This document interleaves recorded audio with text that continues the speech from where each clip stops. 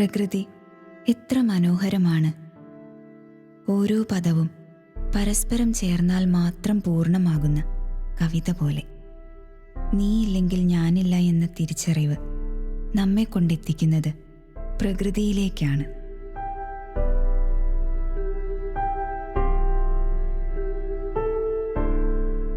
ദൈവം ഒരു ചിത്രകാരനെ പോലെയാവും ഭൂമിയെ സൃഷ്ടിച്ചത്.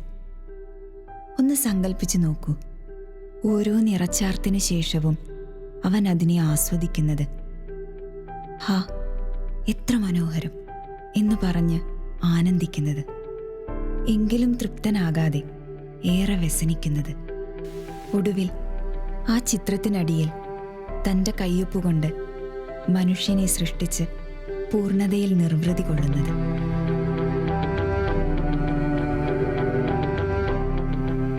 ഭൂമി എന്ന ഈ അതുല്യ സൃഷ്ടിയിൽ തന്നെ അന്നവും ഔഷധവും ആനന്ദവും അവൻ മനുഷ്യനായി ഒരുക്കി വച്ചിട്ടുണ്ട്. അതുകൊണ്ട് തന്നെ ആ അനുഗ്രഹങ്ങൾ തേടിയുള്ള ഓരോ യാത്രയും നമ്മുടെ തൊടിയിൽ തന്നെ അവസാനിക്കുമെന്നതാണ് സത്യം. നമ്മുടെ കയ്യെത്തും ദൂരത്തുള്ള തൊടിയിലെ സൗഖ്യത്തെ തിരിച്ചറിയുവാൻ നമുക്കും ശ്രമിക്കാം.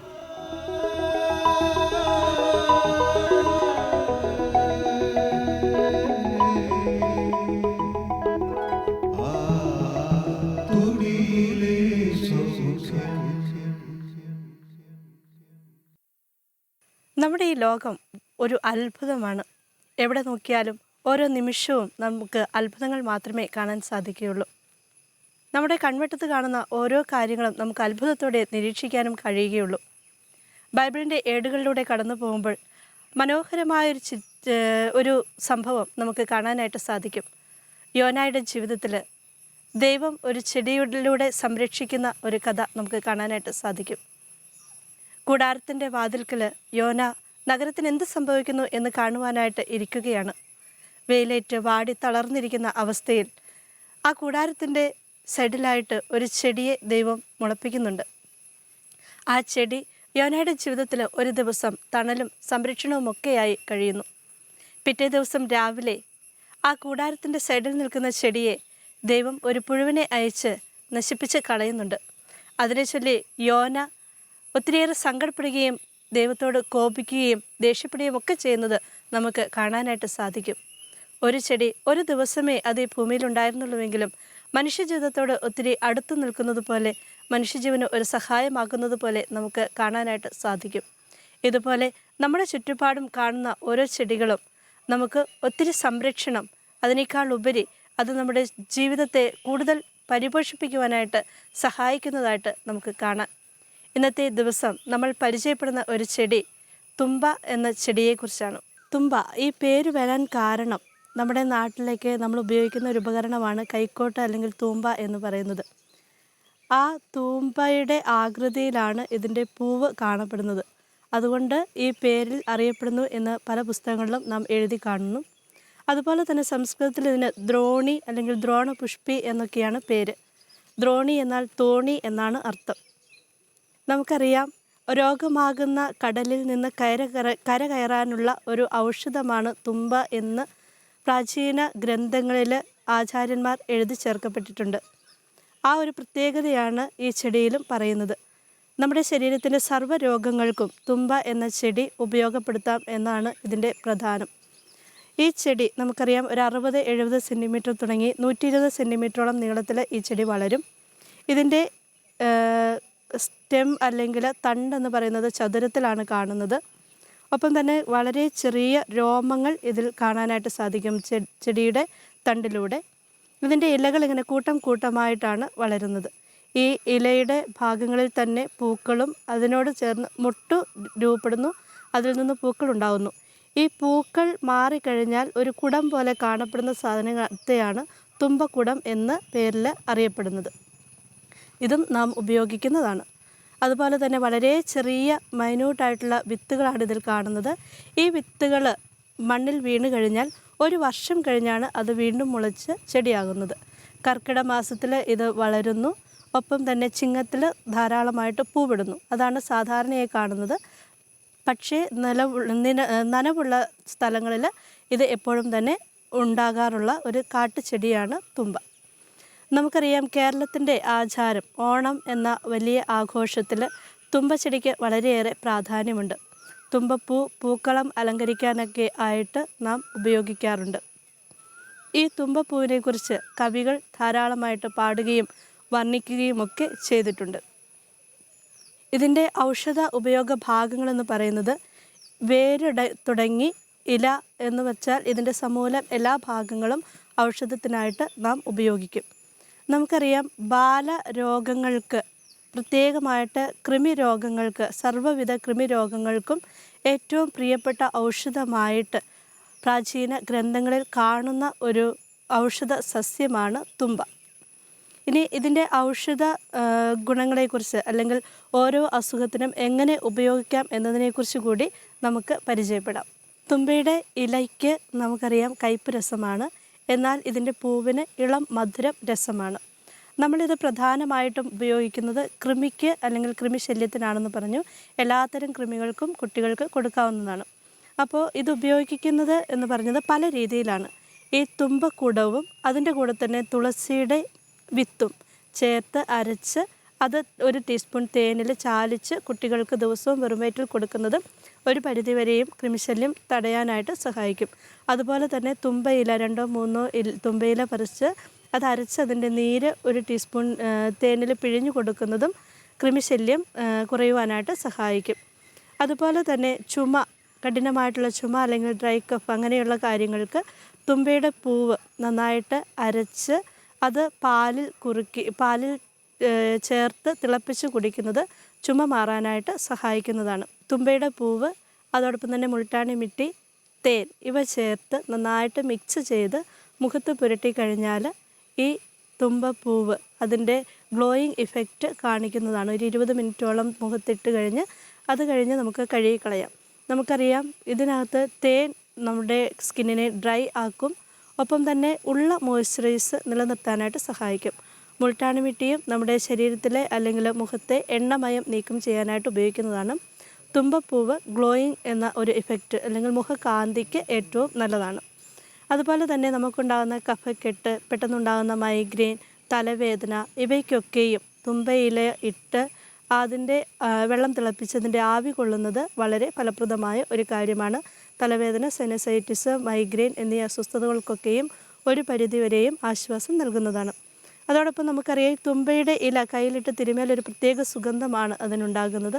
അതിടയ്ക്കിടയ്ക്ക് നമ്മുടെ മൂക്കിൽ നമ്മളത് വലിക്കുന്നത് നമ്മുടെ മൂക്ക് അടപ്പിന് വളരെ ആശ്വാസമായിട്ട് മാറുന്ന ഒരു കാര്യമാണ്. തുമ്പയുടെ ചെടി വേരോടെ പറിച്ചെടുത്ത് അത് നന്നായിട്ട് ചതച്ചെടുത്ത് അതിൻ്റെ നീര് പിഴിഞ്ഞെടുത്ത് അതിൽ ഇരട്ടി വെള്ളം ചേർത്ത്, ഇപ്പം 5 ml ആണെങ്കിൽ 10-15 ml വെള്ളം ചേർത്ത് അത് ഊറാനായിട്ട് ഒരു ദിവസം വയ്ക്കുക.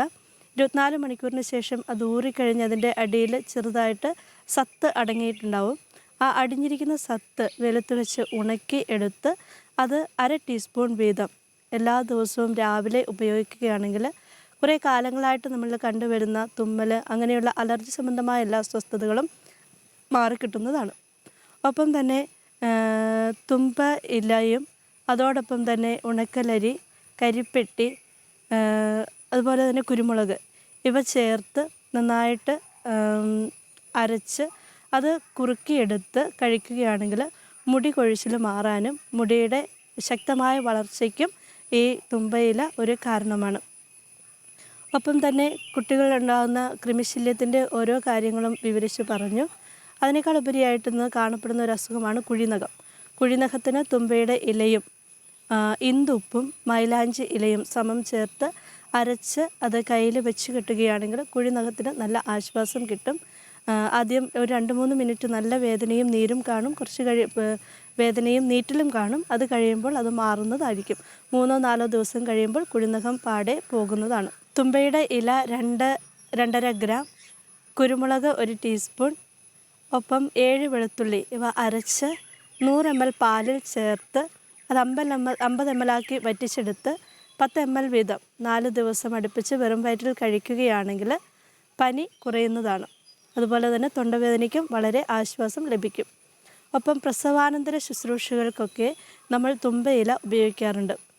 പ്രസവശേഷം അണുബാധയിൽ നിന്ന് രക്ഷപ്പെടാനായിട്ട് അല്ലെ മോചനം കിട്ടാനായിട്ട് തുമ്പയില ഇട്ട് തിളപ്പിച്ച വെള്ളത്തിൽ കുളിക്കുന്നത് നല്ലതാണ്.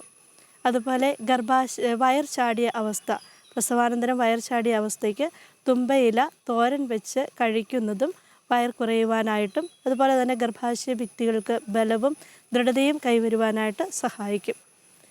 അതുപോലെ പനിക്ക് നമ്മൾ തുമ്പയില ഒരു 5 ml തുമ്പയില നീര് പിഴിഞ്ഞെടുത്ത് 10 ml കരിക്കിൻ വെള്ളത്തിൽ ചേർത്ത് കുടിച്ചാൽ പെട്ടെന്ന് പനി കുറയുന്നതാണ്. പ്രത്യേകിച്ച് കുട്ടികളിലുണ്ടാകുന്ന പനിക്ക് വളരെ ശമനം ലഭിക്കും. തുമ്പയില ഓട്ടുപാത്രത്തിൽ ഇട്ട് ചൂടാക്കി തിളപ്പിച്ച് ആ വെള്ളം കുടിക്കുകയാണെങ്കിൽ ഉദര സംബന്ധമായ എല്ലാ അസുഖങ്ങൾക്കും ഒരു പരിധിവരെ ഏറെ ആശ്വാസം ലഭിക്കുന്നതാണ്.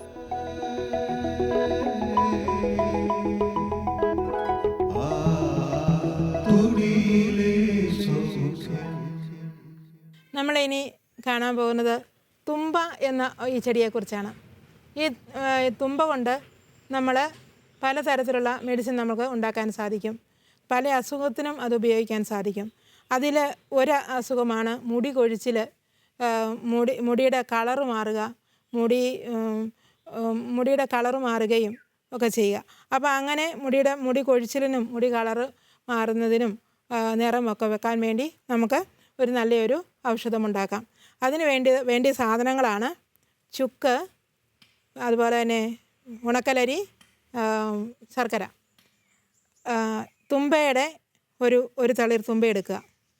തുമ്പക്കുടം അല്ലെങ്കിൽ തുമ്പ എന്ന് പറയും. ഇതിനെ നമ്മൾ ഇങ്ങനെ ചെറുതായിട്ട് മുറിച്ച് കഴുകി നമ്മൾ ഒരു പാത്രത്തിലേക്ക് നമ്മൾ ഇടുന്നു.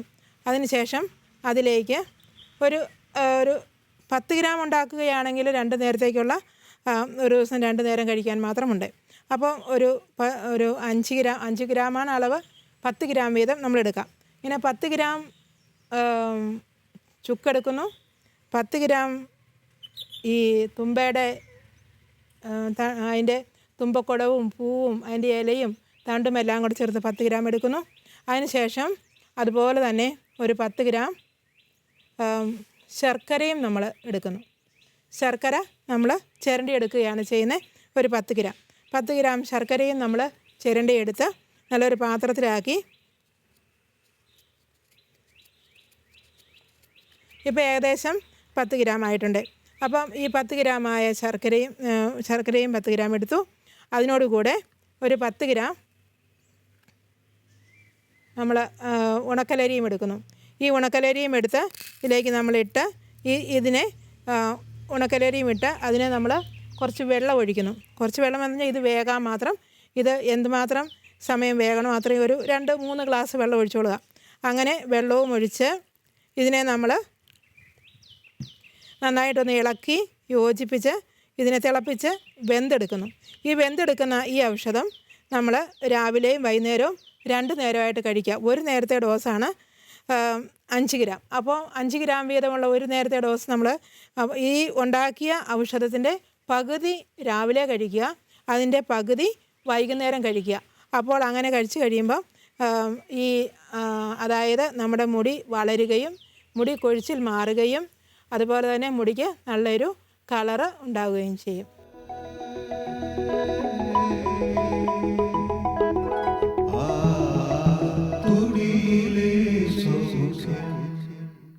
നമ്മൾ ഇത്രയും സമയം തുമ്പ കൊണ്ടുള്ള മെഡിസിൻസുകളാണ് നമ്മൾ കണ്ടുകൊണ്ടിരുന്നത്.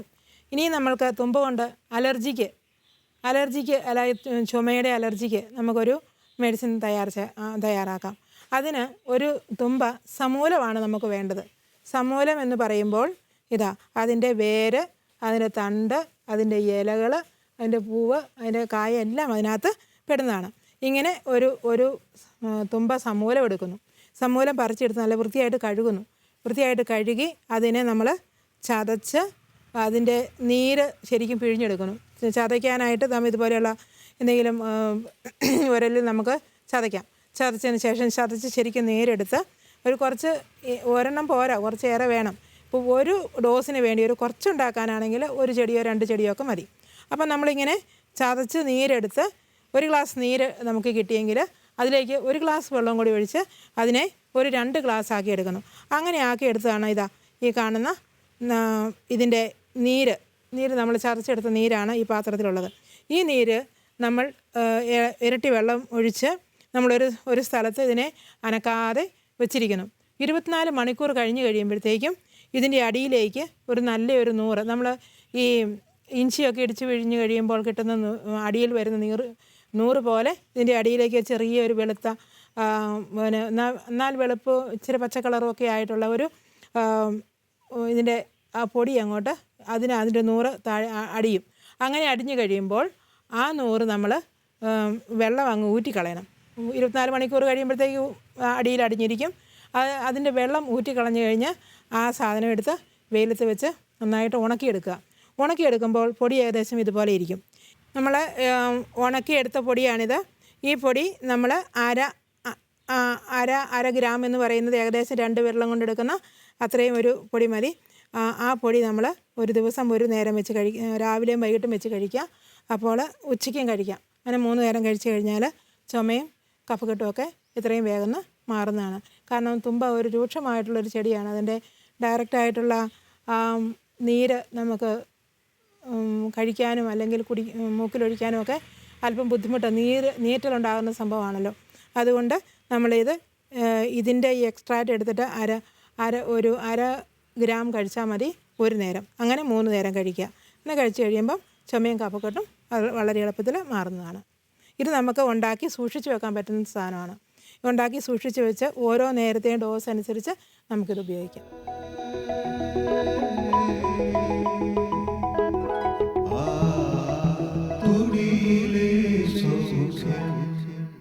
തുമ്പ കൊണ്ട് നമുക്ക് അടുത്തൊരു മെഡിസിൻ നമുക്ക് തയ്യാർ ചെയ്യാം. പ്രത്യേകിച്ച് തൊണ്ടവേദന, പനിയൊക്കെ വരുമ്പോൾ തൊണ്ടവേദന വരാറുണ്ട്, ചുമയ്ക്കാറുണ്ട്. ഇതിനൊക്കെ നമുക്ക് പറ്റിയ ഒരു നല്ല മെഡിസിനാണ് നമ്മളിപ്പോൾ ഉണ്ടാക്കാൻ പോകുന്നത്. അത് പനിക്കുമൊക്കെ നമുക്ക് ഉപയോഗിക്കാൻ സാധിക്കും. അതായത് തുമ്പയുടെ വേര് നമ്മളൊരു ജസ്റ്റ് ഒരു 10 ഗ്രാം എടുക്കണം. അതിലേക്ക് നമ്മൾ കുരുമുളക് ഒരു 5 ഗ്രാം കുരുമുളക്, അതായത് ഒരു കുറച്ച് കുരുമുളക് എടുത്തിട്ട് ഒരു ടീസ്പൂണിൽ 2 ടീസ്പൂൺ ഇട്ട് 5 അല്ലെങ്കിൽ 5 ഗ്രാമായി. അങ്ങനെ ഇത് നന്നായിട്ട് കഴുകി ആദ്യമായിട്ട് ഈ വേര് ശരിക്കും കഴുകിയെടുക്കണം. വേര് നന്നായിട്ട് കഴുകിയെടുത്ത് അതിലേക്ക് നമ്മൾ അതൊന്ന് ചെറുതായിട്ടൊന്ന് വെട്ടി ഇതുപോലെയുള്ള കല്ലിൽ ചതച്ച് അതിനെ നമ്മളൊരു പാത്രത്തിലേക്ക് ഇടുന്നു. അതിനുശേഷം കുരുമുളകും അതുപോലെ എടുത്ത് ചതച്ചിട്ട് നമ്മളൊരു പാത്രത്തിലേക്ക് ഇടുന്നു. അതുപോലെ തന്നെ നമ്മൾ വീണ്ടും എടുക്കേണ്ട ഒരു സാധനമാണ് വെളുത്തുള്ളി. വെളുത്തുള്ളി ഇങ്ങനെ ഇരിക്കുന്ന വെളുത്തുള്ളി അതിൻ്റെ തൊലിയൊക്കെ പൊളിച്ചിട്ട് അതിൻ്റെ 7 എണ്ണം എടുക്കണം. 7 അല്ലി എടുക്കണം. ഒരു ഡോസിന് ഒരു പ്രാവശ്യത്തെ മരുന്നിനുള്ളതാണ്. 7 എണ്ണം എടുക്കണം. അപ്പോൾ 7 എണ്ണം നമ്മളെടുത്തു. ഇങ്ങനെ 7 അല്ലി നമ്മളെടുത്തു. ഇങ്ങനെ 7 അല്ലി എടുത്തതിന് ശേഷം ഇത് നമ്മൾ ഒരു പാത്രത്തിലേക്ക് നമ്മളിടുന്നു. ഇത് 3 കൂട്ടവും, ഏത് തുമ്പയുടെ വേരും കുരുമുളകും ഈ വെളുത്തുള്ളിയും. 7 അല്ലി വെളുത്തുള്ളി, ഒരു ടീസ്പൂണ് ഇത് കൂട്ട് കുരുമുളക്, ഒരു 10 ഗ്രാമോളം തുമ്പയുടെ വേര്. ഇത് 3ഉം കൂടി നമ്മൾ ചതച്ചെടുത്ത് ഒരു നല്ലൊരു പാത്രത്തിലേക്ക് ഇട്ട് അതൊരു 2 ഗ്ലാസ് വെള്ളം ഒഴിച്ചിട്ട് അത് കഷായം വെക്കുന്നു. 2 ഗ്ലാസ് വെള്ളം ഒഴിച്ചിട്ട് 1 ഗ്ലാസ് ആക്കി മാറ്റുന്നു. 1 ഗ്ലാസ് ആക്കിയതിന് ശേഷം അതൊരു 3 നേരമായിട്ട് നമുക്ക് കഴിക്കാൻ സാധിക്കും. ഒരു 25 മില്ലി വീതം 3 നേരം. അങ്ങനെ കഴിച്ചു കഴിയുമ്പോൾ തൊണ്ടവേദന, തൊണ്ടയുടെ എല്ലാ തൊണ്ട ഇച്ചിങ്ങൊക്കെ അങ്ങനെയുള്ള അസുഖങ്ങളൊക്കെ മാറും. അതുപോലെ തന്നെ പനിയും കുറയും. ദഹനം ഉണ്ടാകാനായിട്ട് ഉപകാരപ്പെടുന്നതാണ് ഈ സാധനം. അതുപോലെ തന്നെ അലർജി അങ്ങനെയുള്ള എല്ലാ അസ്വസ്ഥതകളും അതുകൊണ്ട് മാറുന്നതാണ്. കവിഹൃദയങ്ങൾ അവരുടെ തൂലികയിൽ എഴുതി ചേർത്തിക്കപ്പെട്ട നാമം തുമ്പ. ആ ചെടി മനുഷ്യൻ്റെ ആചാരങ്ങളിലും അനുഷ്ഠാനങ്ങളിലുമൊക്കെ കുടിയേറിയിരിക്കുന്ന ഒരു പൂവാണ്. അതിനേക്കാൾ ഉപരി മനുഷ്യ ശരീരത്തിൽ അസുഖങ്ങൾ ബാധിക്കുന്ന ഓരോ പ്രദേശങ്ങളിലേക്കും ഓരോ സെല്ലുകളിലേക്കും അതിൻ്റെ ഔഷധയോഗ്യങ്ങളും ഗുണങ്ങളും എല്ലാം അരിച്ചിറക്കി നമ്മുടെ ശരീരത്തെ കൂടുതൽ ഉന്മേഷവും അതിനേക്കാൾ ഉപരി കൂടുതൽ ശക്തിയുമൊക്കെ നൽകി ജീവിതത്തിൻ്റെ ഒരു ഭാഗമാകാൻ ഈ തുമ്പയ്ക്ക് കഴിഞ്ഞിട്ടുണ്ട്. ഇനിയും കഴിയുന്നതാണ്. വംശനാശം വന്നുകൊണ്ടിരിക്കുന്ന ഈ ചെടിയെ നമ്മുടെ ഓരോരുത്തരുടെയും വീടുകളിലെ തൊടികളിൽ നട്ടുകൊണ്ട് അതിനെ സംരക്ഷിക്കുകയും ഒപ്പം നമ്മുടെ ഔഷധ സസ്യങ്ങളുടെ കൂട്ടിലേക്ക് അല്ലെങ്കിൽ നമ്മുടെ അടുക്കളയിലെ ഒരു ആഹാരമായിട്ട് ഉപയോഗിക്കുവാനായിട്ട് സാധിക്കട്ടെ. നീ തന്ന പൂവും തളിരിലയും തെളിനീരും ഇളം കാറ്റും ഞാൻ തന്നെയാണെന്നറിയുമ്പോൾ ഒരു മാത്ര കൂടി നിന്നിൽ അലിയുന്നു ഞാൻ.